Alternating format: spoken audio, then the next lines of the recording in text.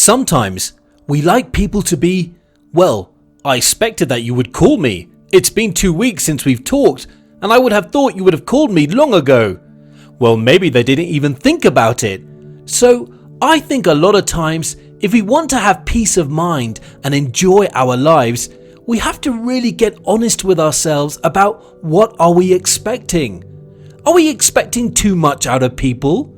Are we expecting things out of people that we don't even give to other people ourselves? It's often our unrealistic expectations that make us miserable rather than our circumstances. God brings us peace, but you'll never have peace just by saying, "God, give me peace," because there is a decision involved in it, and it comes from trusting God. And really, to pray, "God, give me peace," if you want to get right down to it, it's not even really scriptural, because the Bible already says that we have this peace. John 14:27, "Peace I leave with you, my perfect peace I give to you, not as the world gives, do I give to you." So then, here comes the instruction. "So do not let your heart be troubled, nor let it be afraid. Let my perfect peace calm you in every circumstance and give you courage and strength for every challenge." So it's like anything else. Somebody can give you something, but if you won't receive it, then it's not going to do you any good. So maybe instead of praying, "Oh God, give me peace, maybe the better way to pray is, "God, help me access the peace that you've given me." I'm not trying to be legalistic about praying for peace. I'm sure if you pray for peace, it's going to work too. But I think we do need to realize that we have peace. Just like we have patience, we have joy. All those things are in our spirit. And the point is in learning to walk in the spirit rather than walking in the flesh.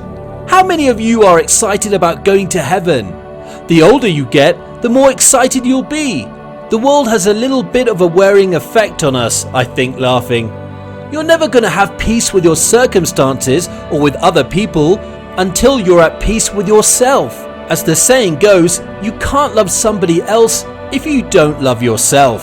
But just think about this. Jesus could only speak peace to the storm because he had peace in him. We can't even be peacemakers if we're not at peace with ourselves. So I guess a good question to ask, are you at peace with yourself? Or are you constantly in a war with yourself over something that you feel like you didn't do right, or should have done better, or shouldn't have done at all, or should have done and didn't do? 1 Peter 3:10 and 11. "For the one who wants to enjoy life and see good days, whether apparent or not." But I think that's kind of interesting. He's saying you can enjoy your life even if your circumstances seem to be saying there's no way you can enjoy life. So he said, the one who wants to enjoy life and see good days, whether apparent or not, must keep his tongue free from evil. There we go with the words again. I just got a little correction from God this morning about something I'd been saying. You know, a lot of times we say things just because we think they're cute or funny or whatever, but our words carry power. And we need to make sure that we're not speaking negativity over our lives or the lives of other people. He must keep his tongue free from evil and his lips from speaking guile. He must turn away from wickedness and do what is right. He must search for peace with God, with himself, and with others, and pursue it eagerly, actively, not merely desiring it. He's saying, if you really want peace, then it's not just going to fall on you like ripe fruit falling off a tree on your head. You're going to have to search for peace and pursue it and go after it. So a lot of times, it's not our circumstances that need to change, it's we need to change in some area. And so what do? We spend our life praying for God to make that go away, and God, make that go away, and God, make that go away, and give me this, and take away that. And all the time, God leaves a lot of those things there because he's trying to use them to change us so we get strong enough that no matter what's going on, it doesn't bother us. And if you're a long way away from what I'm talking about, don't be discouraged. If you just keep plodding along day by day, little by little, you'll get there. And you may be a person right now that you just can say, I just don't have any peace at all. But today is a good day for you to start. And this would be a good day for you to do what I said and make that list of things that you know steal your peace, and just maybe take them one at a time and start asking God to help you with them and to make you strong in those areas. But the last thing you want to do is feel guilty and condemned because you've got all these areas that bother you and you can never seem to have peace. So don't you love that? You got to pursue it and go after it. And so for me, realizing what stole my peace helped put me on that path, realizing the things that I needed to watch for. You know, when Jesus was on the cross and he said, my God, why have you forsaken me? He didn't get an answer. So what did he do when he didn't get an answer? He said, into your hands I commit my spirit. So when you don't understand something and God's not telling you anything, you know what your next job is. Surrender. Just say, well, I'm gonna love you either way, and I believe I can be happy either way, and you can give me peace either way. We have to stop thinking that if we have problems, we can't be happy, because you can be. And I think we all know that there's not too many days in life that go perfectly the way we want them to. There's usually things that happen. So we all have questions. They don't always get answers. Many things are hidden in the mysterious will of God concerning our lives. And no matter how often we ask, why God, why? What he really wants to hear is, I'd like to know why if you're willing to tell me. But if not, help me trust you. If we knew everything and understood everything, then there would be no reason to trust God. How many of you have something going on in your life right now that you just absolutely don't understand? Proverbs 3:5-7. Trust in and rely confidently on the Lord with all your heart, and don't rely on your own insight or understanding. In all your ways acknowledge him, and he will direct your path. He will make your path straight and smooth, removing obstacles that block your way. But the main thing that we want to get is, do not rely on your own insight or understanding.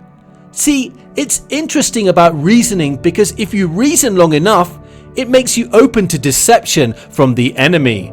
And all he has to do then is tell you something that makes sense to your mind. It's interesting how we calm down if we think we've got the answer, even when in many times we find out later that we don't. The Bible said that he led the Israelites the long hard way, even though there was a much shorter route that they could have taken from Egypt to the promised land. And then he said they were not yet ready for war. You see, when they went into the promised land, they had to get rid of the current occupants. You know, once they entered the promised land, no more manna fell. There was no more getting your breakfast and dinner rained out of the sky. And they were in one war after another, because in taking ground back that belongs to you, that the enemy has stolen, you sometimes got to be ready to stand your ground and fight for it. And many times we're just not ready to do that. And so God has to teach us things about who he is, his love for us, and how he will take care of us, and his faithfulness. You know, when you've been walking with the Lord for a good number of years, you can say without even flinching, I know that God is faithful. Now, if you've just been born again a year, then you're still hoping he'll be faithful. But the only way we get to know that knowing is through having experience with him. And in order to see his faithfulness, we have to have a problem. It's like somebody said one time, if you don't have a problem too big for you to solve, then you're never going to get a miracle. And we don't qualify for a miracle if we can fix our own problems. A man's mind plans his way. Proverbs 16:9. As he journeys through life, but the Lord directs his steps and establishes them. Proverbs 16:25. There is a way which seems right to a man and appears straight before him, but its end is the way of death. Wow. How many people have felt, well, I'm going to do it my way, and it just ends up destroying. I mean, we see that all the time with people who don't want to have God as an authority in their life. Or people that are wealthy and famous, they think they've got everything they need, and they end up being some of the most unhappy people on the face of the earth. And sometimes commit suicide and have drug problems and alcohol problems and all kinds of stuff. We are made for God. He created us for fellowship, and nothing else is ever gonna work unless we have God in our life. I'm sure you've heard the cute little saying, we've all got a God-shaped hole on the inside of us and nothing fits in there but God.